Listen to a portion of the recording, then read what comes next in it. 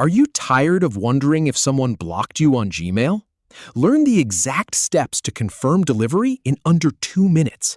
I'll walk you through a simple test using Gmail's Compose and Original Message features to see if your email was delivered or bounced.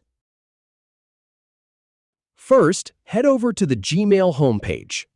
Then, click on the Compose button at the top left to start a new email. Now, enter the email address of the person you suspect has blocked you. Go ahead and type a short subject line and a brief message. Once that's done, hit Send.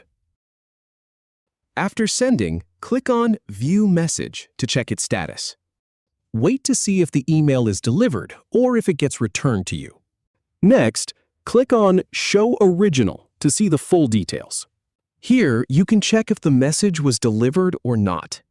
If you don't receive a bounce-back message, your email was likely delivered to the recipient's mailbox, even if they never read or reply to it. If you have any feedback, or if any info is inaccurate, please leave a comment below. We'll do our best to answer or redo the video if needed. Thanks for watching.